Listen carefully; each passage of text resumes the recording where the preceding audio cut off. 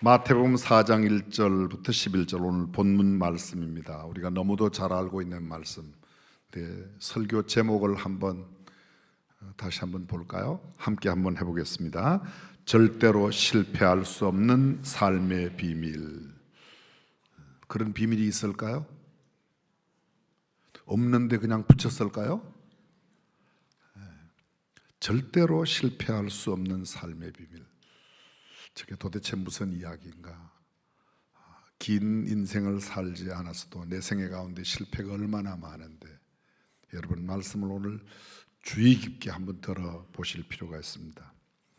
예수님은 성령으로 잉태되셨다고 마태복음 1장 20절에 이야기합니다.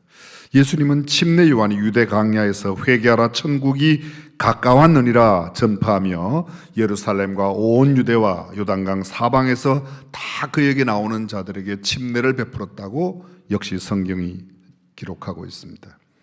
근데 예수님께서 이렇게 침례를 베푸는 침례 요한에게 요단강에 찾아오셔서 예수님도 침례를 받겠다고, 그래서 예수님께서 침례 요한으로부터 침례를 받으십니다. 침례를 받고 물에서 올라오실 때에 성령이 비둘기같이 그 위에 임하시고 하늘로부터 소리가 나서 말씀하는데, 이는 내 사랑하는 아들이요 내 기뻐하는 자라, 하나님의 음성이 들렸습니다. 바로 그때 예수님은 성령 충만함을 입어서 성령에게 이끌려 마귀에게 시험을 받으러 광야로 가셨다고 말합니다. 잘 들어보십시오. 성령에게 이끌려 마귀에게 시험을 받으러 광야로 나가셨다. 성령에게 이끌려. 이게 앞뒤에 말이 안 맞지 않습니까? 성령에게 이끌리면 악령에게 이끌려 마귀에게 시험을 받으러 갔다, 이래야 이게 맞는 거 아니에요? 제가 지금 하는 이야기가 무슨 소린지는 알아들으시죠? 반응은 좀 문맥상 맞지 않습니다. 근데 성경은 그렇게 기록합니다. 성령에게 이끌려 마귀에게 시험을 받으러 어디로 가셨다? 광야로 가셨다. 성령에게 이끌려 예배당에 가셨다. 성령에게 이끌려 거룩한 곳에 가셨다. 이게 어울리는 겁니다. 성령에게 이끌려 그의 삶이 행복하게 되었다. 이래야 어울리는 겁니다. 악령에게 이끌려 마귀에게 시험을 받았다. 그건 말이 맞습니다. 근데 오늘 성경은 성령에게 이끌려 마귀에게 시험을 받으러 광야로 가셨다고 기록합니다.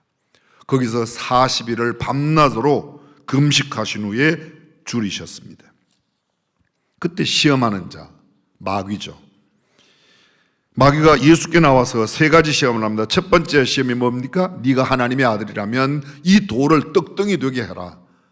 그리고 줄인 너의 배도 채우고 다른 사람도 먹게 하라. 아마 이런 말들이 연결되겠죠. 근데 예수님은 의외의 대답을 하십니다. 뭐라고요? 사람이 떡으로만 살 것이 아니요 하나님의 입으로 나오는 모든 말씀으로 살 것이라 하였느니라 하시니. 이게 무슨 말이에요?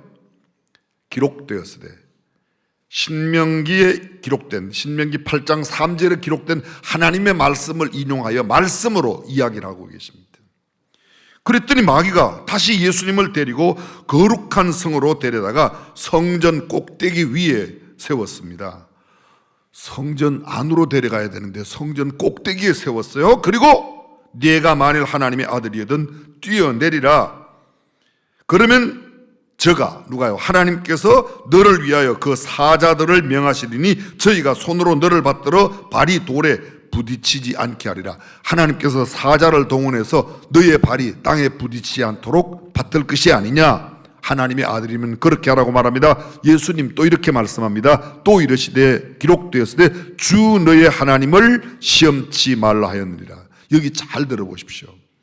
마귀가 이렇게 말합니다. 성전 꼭대기에 들어가서 뛰어내려. 그러면 하나님께서 주의 사자들을 명하여 너를 받들겠다. 이 성경에 있는 말씀 그대로 인용하는 겁니다. 10편 91편 11절 12절에 이 말씀이 있는데 마귀가 이제는 그 말씀을 인용해서 그렇게 뛰어내리라고 말합니다. 예수님은요? 뭐라고요?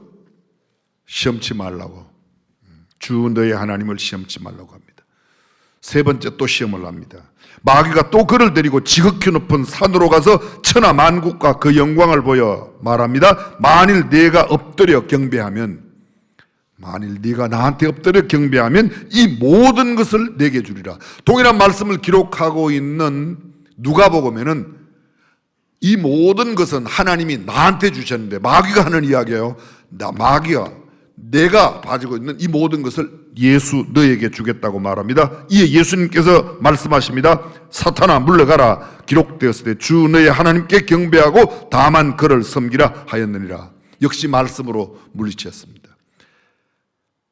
마귀가 다가올 때 말씀으로 물리쳤다. 이건 뒤에도 설명드리겠지만, 우리가 평소에 하나님의 말씀을 가까이 하고 하나님의 말씀을 묵상하고 하나님의 말씀을 암송해야 되는 이유가 여기에 있습니다. 그렇게 하자 마귀가 예수님을 떠나갔고 천사들이 나와서 수종드리라. 여러분, 좀 절차가 복잡해요. 예수님이 침례를 받으셨습니다. 하늘이 열리고 하나님의 음성이 들려옵니다. 성령에게 이끌려 예수님께서 세상에 나오셨든지 성전에 오시든지 그때 그냥 천사가 와서 수종 들었더라. 이래야 이게 문맥상 맞습니다. 근데 그 중간에 뭐가 있어요? 마귀에게 시험을 받은 게 있다는 겁니다.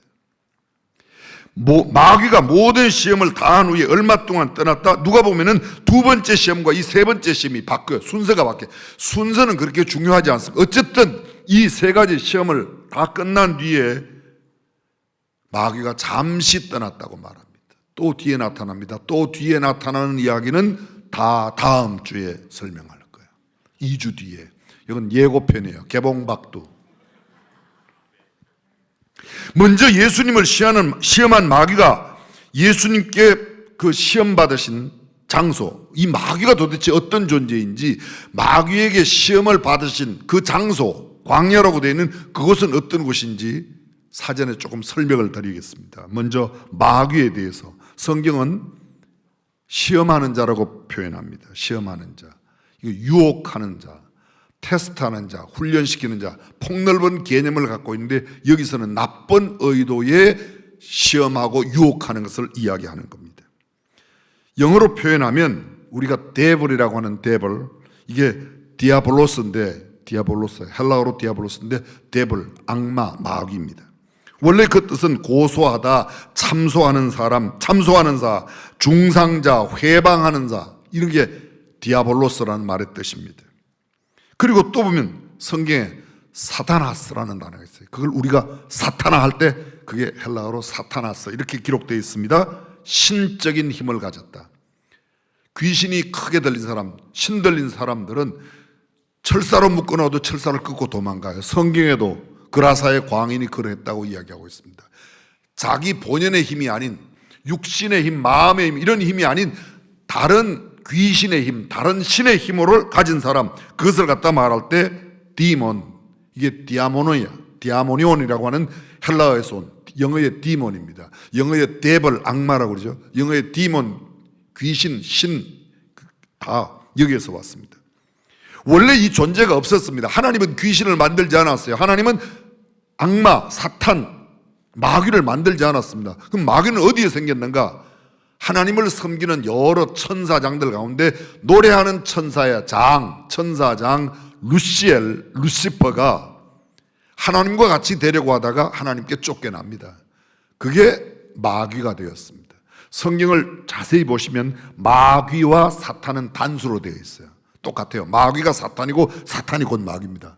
그런데 귀신은 성경에 복수로 되어 있습니다. 기억나십니까? 군대의 귀신 들린, 그래서 2,000마리의 돼지떼를 죽게 만든 군대 귀신, 그건 귀신들이 들어간 거예요.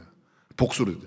귀신은 누군가? 그러면 귀신은요, 이 루시퍼가 하나님과 동등되려고 높아지려 할 때 그를 따라갔던 추종자들, 그들 모두가 천계로부터, 천상으로부터 쫓겨나서 마귀가 되고 마귀의 쫄게 귀신들이 된 겁니다. 성경은 이들에 대해서 이야기합니다. 거짓말장이고 살인자이고 포행자라고 이야기하고 있습니다. 하나님과 동등되려 함을 하나님은 용납지 않으셨다. 그 마귀가, 그 사탄이 지금 예수님께 와서 예수님을 시험하는 겁니다. 어디에서요? 광야에서. 이 광야라는 단어는 구약 성경에 예시몬이라고 되어 있는데 황폐한 땅을 의미합니다.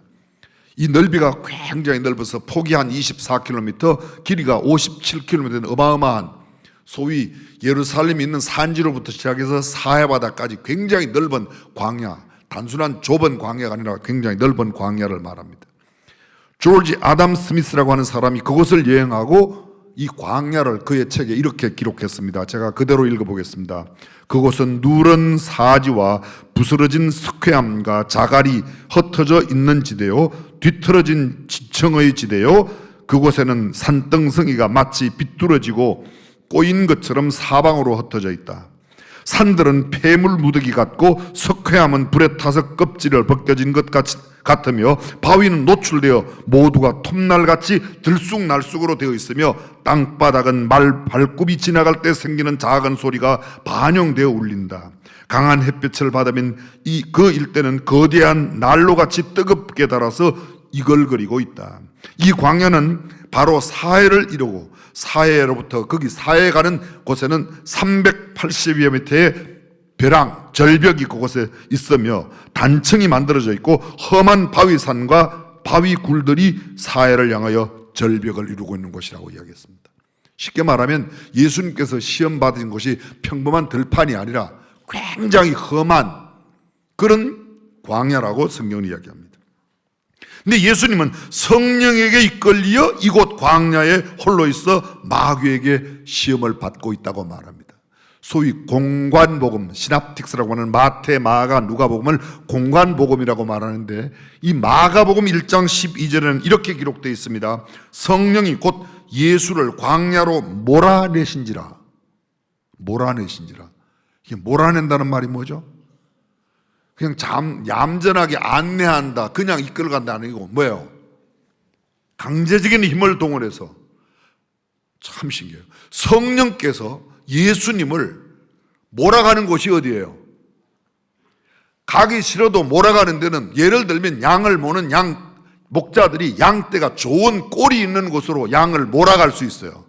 근데 이건 그게 아닙니다. 성령께서 예수님을 마귀에게 시험받는 곳으로 광야로 몰아가는 거예요. 성경에 이게 기록되어 있다? 참 이상하지 않습니까? 이건 성경을 반대하는 책에 기록이 되어 있어야 맞는 거 아니에요? 반응을 제가 알 수가 없어요, 여러분들이 지금. 맞지 않습니까, 여러분? 지금 예수님께서 침례를 받으시는 장면, 굉장히 성별된 그런 모습입니다. 성령이 비둘기같이 예수님 위에 임하십니다. 이게 예사로운 일이 아닙니다. 하늘에서 소리가 있어 말씀하시되 이는 내 사랑하는 아들이요 내 기뻐하는 자라. 하나님의 음성이 들려옵니다.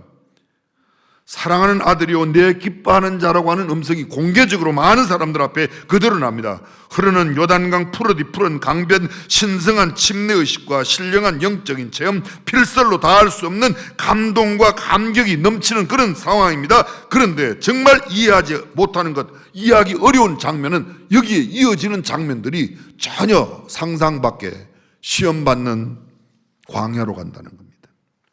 더구나 그 거칠고 황량한 광야에서 홀로 마귀에게 시험을 받도록 성령께서 예수님을 내몰아 이끄셨다는 말씀을 우리가 어떻게 설명하고 어떻게 이해해야 합니까? 일반적인 신앙의 상식으로 도저히 상상할 수 없습니다. 이건 앞뒤의 말이 연결되지 않습니다. 사실은 말도 안 됩니다. 침례받고 성령이 충만합니다. 하늘의 소리가 들려옵니다. 그렇다면 그 다음은 말씀 충만, 은혜 충만, 기쁨 충만, 감사 충만, 만사 형통, 탄탄대로 기적과 이적이 막 나타나고 그래야 될 거 아니에요, 그렇죠?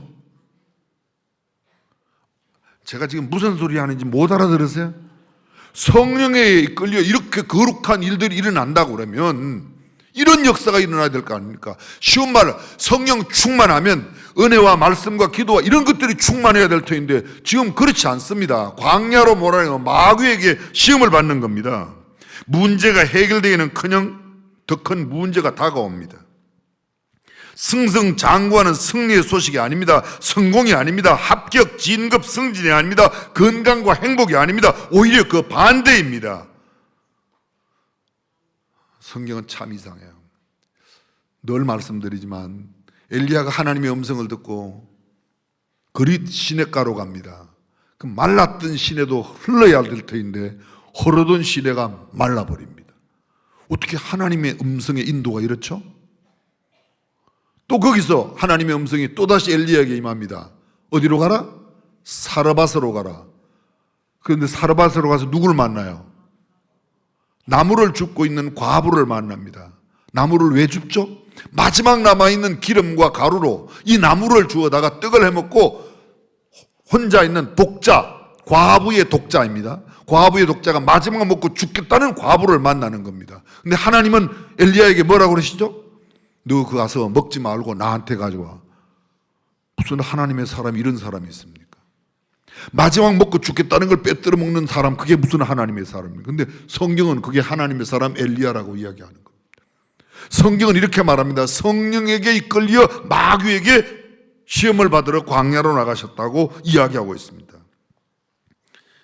그렇습니다. 성령 충만, 성령의 인도함이 시험하는 자에게 시험받는 곳으로 이끌고 가셨다는 것은 도저히 이해하기 어려운 말입니다. 우리의 믿음의 상식으로 신앙을 가진 우리로서도 이해하기 어렵습니다. 왜 성령님께서 예수 그리스도를 마귀에게 이끌고 가셨을까요? 왜 성령께서 광야로 이끌어 가셨을까요?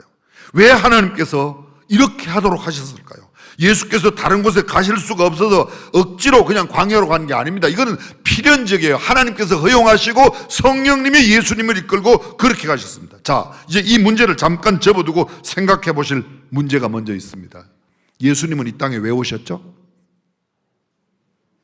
괜찮아요. 여러분 대답하셔도 제가 절대로 화 안 낼게요. 예수님 왜 오셨어요? 우리를 구원하러 오셨어요. 왜 오셨어요? 죄인을 부르러 오셨어요. 왜 오셨어요? 하나님의 사랑을 우리에게 나타내려고 오셨어요. 도적이 오는 것은 도적질하고 죽이고 멸망시키려는 것뿐이요, 내가 오는 것은, 예수님 말씀이에요, 내가 오는 것은 양으로 생명을 얻게 하고 더 풍성히 얻게 하기 위해 오셨다고 말합니다. 병든 자에게라야 의원이 쓸 데 있다. 건강한 자에게 의원이 쓸 데 없다. 나는 죄인을 불러러 왔다.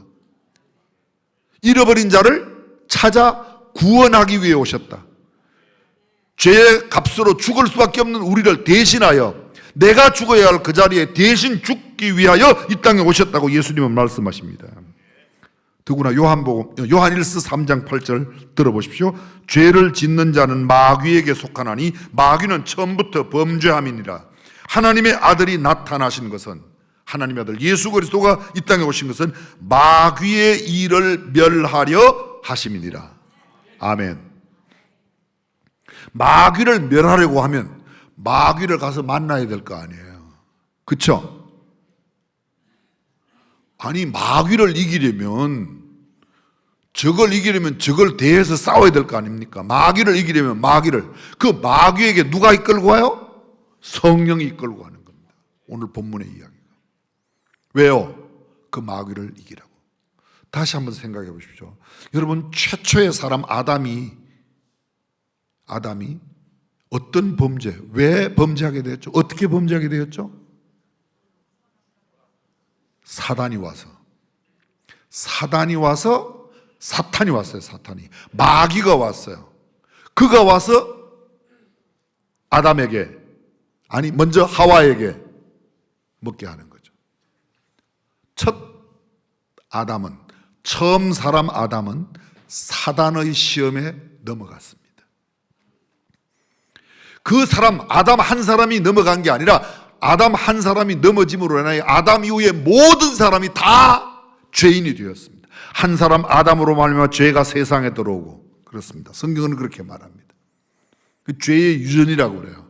아담 이후에 모든 사람이 다 죄인이에요. 왜요? 아담이 사탄에게 실패했기 때문에, 아담이 사단에게 넘어갔기 때문입니다. 근데 둘째 아담으로 오신 예수 그리스도는 그 사탄을 이겨 승리의 깃발을 우리에게 주시기 위해 오신 줄로 믿습니다.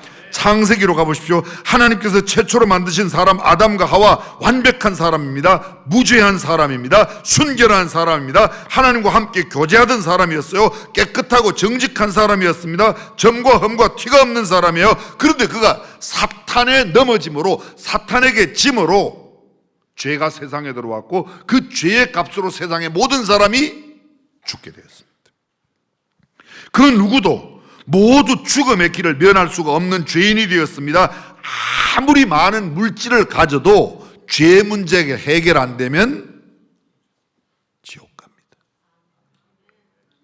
감히 타의 추정을 불허하는 높은 지위와 명성을 가지고 세상 모든 사람들이 가장 부러워하는 자리에 간다 하더라도 예수님이 없으면 그의 영혼은 지옥 갑니다. 세상 모든 사람이 부러워하는 아름다움과 건강과 부귀영화를 다 가졌다고 해도 영원한 생명되는 예수님이 내 안에 없으면 우리의 영혼은 어디예요? 지옥 가요. 사람들이 그렇게 말해요. 죽음은 그만이라고. 죽음은 그만이 아니에요. 사람의 죽음에 대한 표현 가운데 많은 표현이 있지만 한 가지를 예를 들면 돌아가신다고 그러잖아요. 그렇죠. 어디로 돌아가요? 몸은 흙에서 왔기 때문에 흙으로 돌아가고 우리의 영혼은 하나님께로 가는 거예요. 그래서 하나님의 심판대 앞에 예수 그리스도를 구주와 주님으로 영접한 구원받은 영혼은 영원한 천국으로, 그렇지 않은 영혼은 어디로요? 영원한 지옥으로 가게 되어 있습니다. 영웅도 호걸도 열사도 위인도 추앙을 받는 어떤 훌륭하고 위대한 사람도 죽음의 길을 면할 수 없습니다. 예수님 없는 생명, 구원받지 못한 사람의 한계가 바로 여기에 있습니다. 단지 육신의 삶의 길이에서는 그가 성공하고 승리하고 잘 되는 것 같아요. 근데 여러분, 영원한 세월에 비하면 이 우리가 70년, 80년, 90년 혹은 100년 산다고 해도 그 100년은 하나의 점만도 못한 짧은 순간이에요. 네.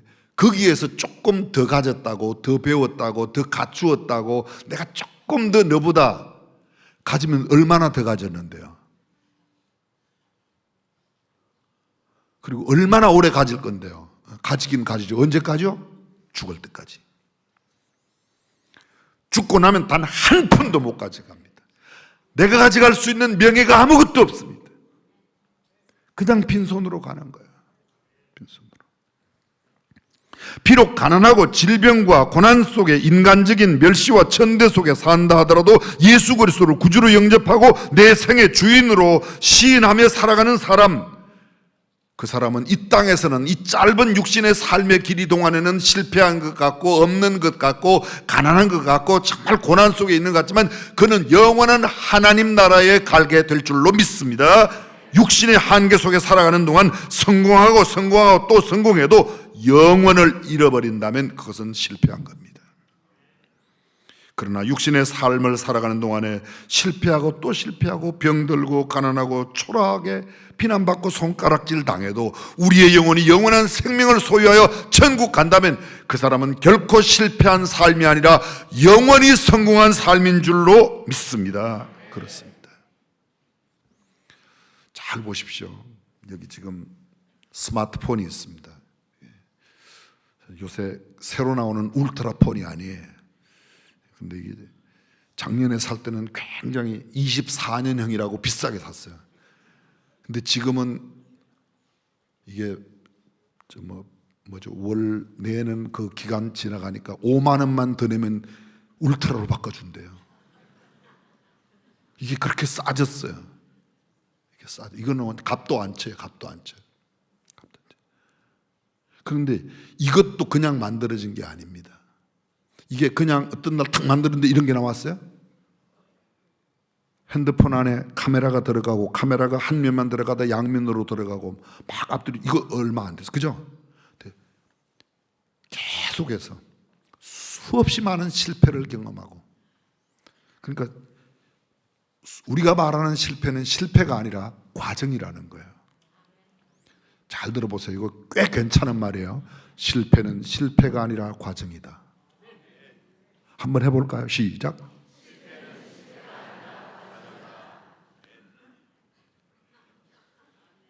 카이스트에 실패 연구소가 있어요. 해마다 실패 경진 대회를 열어요. 저마다 나와서 나는 이거 실패했습니다. 이거 실패를 열심히 자랑하면 그 중에 가장 근사한 실패에다가 상을 주고 표창을 주고 크게 막 치하하는 겁니다. 근데 거기서 가르치고 있는 가장 핵심적인 내용은 실패가 아니라는 거야. 과정일 뿐이에요. 그렇습니다. 수없는 실패, 어떤 거는 수십 번, 수백 번, 수천 번, 수만 번의 실패 끝에 지금 우리가 쓰고 있는 그 어느 것 하나도 단번에 어떤 날 만들었더니 이렇게 근사한 종이 나온 게 아닙니다. 처음에는 초라했습니다. 근데 왜 안 되지? 이것도 실패인 거야. 근데 실패가 아니고 그건 과정을 거쳐서 어떤 날 지금 이런 것도 나오고 이것보다 더 좋은 울트라도 나왔다는 거야. 울트라도. 다시 한번 생각해 보십시오. 실패는 실패가 아니라 뭐요? 과정이에요. 그런데 낙선했다고? 여러분, 인생에 낙선한 게 아니에요. 그냥 삶의 과정으로 그게 하나 있었던 거예요. 왜? 나를 더 성숙시키기 위해서. 아멘 좀 하소. 꼭 아파트 사라고 그럴 때만 아멘 하시지 말고요. 아멘. 과정이에요. 세상 사람들이 보기에 일반 사람들이 말하는데 그 사람 진짜 평생 그 사람은 손만 대면 성공해. 그런 사람이 어디 있습니까? 또 설령 있다고 가정해 보겠습니다. 근데 그 사람 손만 대면 성공해. 성공. 그런데 그 안에 예수가 없어. 마지막 지옥 가면 그 사람 성공했어요? 실패했어요? 왜 실패라고 크게 이야기 못 합니까? 그래서 이 땅에 그것 가지고 있고 없고 높고 낮고 이런 거 따질 문제가 아니라는 겁니다.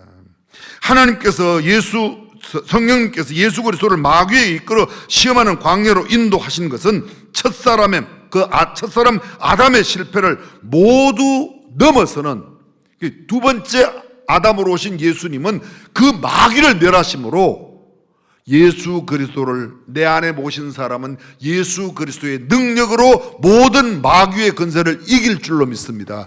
순간적으로 쓰러질 수 있어요. 넘어질 수 있어요. 질병 앓을 수가 있습니다. 가난할 수 있어요. 순간적으로 우리가 무너질 수 있습니다. 근데 그것이 실패가 아니라 과정일 뿐이에요. 우리의 궁극은 영원한 하나님의 나라에 가게 될 줄로 믿습니다. 사랑하는 성도 여러분, 육신의 삶 동안에 지나가는 사업상 실패는 실패가 아닙니다. 인생의 과정입니다. 직장에 취업이 안 되었다고 실패한 게 아닙니다. 그냥 과정입니다. 진학에 실패했다고 실패가 아닙니다. 그냥 과정입니다. 재수하면 되고 재수 안 되면 삼수하면 되고 삼수 안 되면 사수하고 사수 안 되면 이걸 계속 해야 되겠습니까?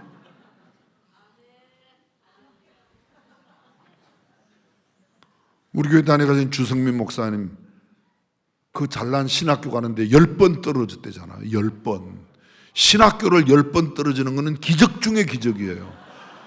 웬만하면 대학 못 가는 사람들이 가는 데가 신학 아닙니까? 그죠? 정말 표현이 정말 이상하지만 그런데 그 대학을 어떻게 10번이나 떨어집니까? 10번이나. 11번 만에 들어가는데 지금 얼마나 큰 역사를 일으킵니까? 과정이에요. 그 순간은 사람들이 실패라고 말할지 모르지만 과정입니다. 연구의 실패가 아닙니다. 과정입니다. 기술의 실패가 아닙니다. 그 과정을 거쳐서 점점 더 좋은, 더 나은, 더 미래지향적인 좋은 것들이 만들어지는 겁니다. 모든 것이 동일합니다. 오늘 우리 일상에 사용하는 스마트폰, 컴퓨터, 볼펜, 모든 생활품 어느 것 하나도 단번에 만들어진 건 없습니다. 수없는 실수를 하고 저는 실패라는 표현을 해요. 수없는 과정을 거쳐서 그 제품이 나오는 겁니다. 아니 울트라보다 이제 더 좋은 게 내년에 또 나올지 몰라요. 그렇죠? 아니 생각해 보세요. 우리가 서로 의사소통 하던 게 처음 했던 게 뭐예요? 유선 전화기 말고 무선으로 하던 게 삐삐 아닙니까? 삐삐 아세요? 근데 요새 삐삐 쓰는 사람 없어요. 삐삐 사람 없어요. 삐삐에 나왔을 때 너무 신기하게 했습니다. 아니 유선 전화기로 전화하는 것도 신기하게 여겨졌어요. 그렇죠? 근데 무선 전화기가 나와서 전화하는 거 여기서 이야기하는데 저쪽에 사람이 듣는다. 멀리서 여기서 이야기하는데 부산 사람이 듣는다. 요새는 말만 듣는 게 아니에요. 이렇게 보면서 하잖아요. 오.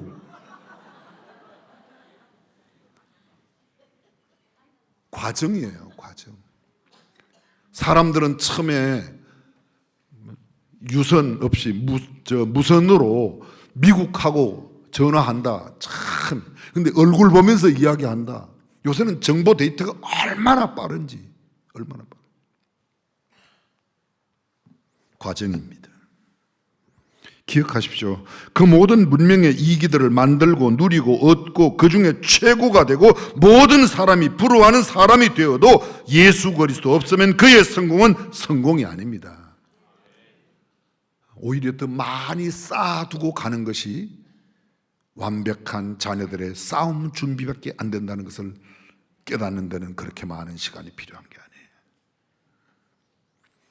비록 두고 가는 것이 초라하게 떠날지라도 내 영혼 속에 우리 주님 예수 그리스도를 구주로 모시고 내 삶의 주인이 주님인 줄 알고 살았던 사람은 영원한 하나님 나라에 가게 될 줄로 믿습니다. 왜 예수님께서 마귀 멸하는 일을 하셨는가? 최초의 사람 아담이 마귀에게 실패했어요. 그래서 죄가 들어왔어요. 근데 뒤에 온 예수 그리스도 후의 아담은 마귀를 이기심으로 마귀를 이긴 그 승리를 우리에게 주시기 위해 하나님께서 예수 그리스도를 이 땅에 보내신 줄로 믿습니다. 모두 두고 갑니다. 모든 것 다 두고 갑니다. 신앙만 가져갑니다. 예수 그리스도만, 믿음만, 복음만 우리가 가져갈 수 있습니다. 가지고 갈 수 없는 것, 그곳에 미련을 두지 마십시오. 이른 아침부터 밤늦게까지 거의 우리가 했어요. 물론 육신에 살아가는 동안에 먹을 것 위해서 일해야 됩니다. 그러나 너무 많이 모아놓지 마세요. 쓰는 것만, 누구를 위해서 쓰는 것? 나를 위해서. 계속 나밖에 몰라요. 하나님의 영광을 위해서 쓰는 것만. 내가 먹어도 내가 먹는 이유는 그래, 내가 하나님의 영광을 위해 살기 위하여 먹는다. 아멘. 그게 그리스도인이에요. 맛있는 거 있으니까 많이 잡숴. 많이 먹으면 일찍 죽어요. 좋은 소리가 아니에요. 그게 많이 먹으란 말이 일찍 죽으란 말이에요. 그게. 여러분, 우리가 먹어도 입어도 무엇을 하여도 다 하나님의 영광을 위하여 하라. 절대 믿음만, 오직 예수님만, 오직 하나님만. 그렇습니다. 우리가 공부하는 것도, 우리가 사업하는 것도, 우리가 무슨 일을 하든지 간에 모든 범사가 다 주님의 영광을 위하여 하면 아름다운 것입니다. 그렇지 않은 것 다 두고 갑니다. 저는 근래에 일어났던 짤막한 이야기 하나만 하고 말씀을 맺겠습니다. 4월 10일 총선을 앞두고 각 정당에서 후보들을 냅니다. 근데 전혀 후보에서 자기가 떨어질 거라고 생각도 못했던 사람들이 막 컷오프를 당하고, 그 컷오프 당한 사람 지난 수요일 날 만났어요. 목요일 날 또 한 사람, 수요일 날 만난 사람은요 5선 현직 의원인데 6선 도전한다고 나갔는데 컷오프 당했어요. 옆 사람한테 이야기하지 마세요. 그분 벌써 다 아는 사람 알 거예요. 그저께 또 만났어요. 누구를 만나는가 하면 3선 현직 의원이신데 수원에 계신 분이세요. 근데 전혀 생각지도 못했는데 3표 차이로 그분이 후보에서 또 안 됐어요. 제가 만났던 분에게 그분 컷오프 당했다는 소식 듣고 그분을 위해서 그냥 기도가 저절로 나왔어요. 기도가 저절로 나왔어요.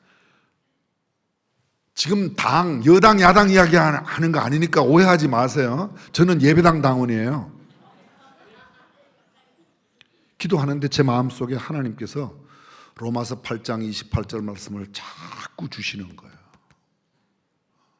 제가 그분을 좀 오시라고 그랬어요. 제가 점심을 사드리겠다고. 점심을 사드리고 로마서 8장 28절, 하나님을 사랑하는 자 곧 그 뜻대로 부르심을 입은 자들에게는 모든 것이 합력하여 선을 이루느니라. 5선 현직 의원이 후보에 컷오프 당했는데 그 말씀이 위로가 될까? 그런데 하나님은 자꾸 제 안에, 제가 이야기하면서도 이게 이분에게 진짜 위로가 될까? 그런데 저는 그냥 마음에 주신 감동대로 드렸어요. 그리고 와서 또 카톡 문자로 보냈어요. 그 다음 날 문자가 왔습니다. 로마서 8장 28절 말씀이 자기의 너무 큰 위로가 됩니다. 다시 힘을 내겠습니다. 3선 그분 똑같은 성경 구절을 제가 또 보냈어요. 그분은 특별히 기도도 안 했는데 그냥 그 구절을 함께 그냥 보냈는데 금방 전화가 왔어요. 다시 힘내겠습니다. 사랑하는 성도 여러분, 지금 후보 되고 안 되고 다음 당선되고 안 되고보다 더 중요한 것은 내 인생 마지막 그 순간에 승리가 최후의 승리인 줄로 믿습니다. 이 땅에서 얻었다고 얻은 게 아닙니다. 성경은 이렇게 말합니다. 그리스도 안에 있는 영원한 생명을 누린 사람만 참된 승리자라고 이야기하고 있습니다. 오늘 이 자리에 함께 하신 여러분 모두 한 사람 한 사람 단 한 명도 예외 없이 하나님의 자녀로 영원한 승리의 주인공이 되시기를 주님의 이름으로 축원합니다.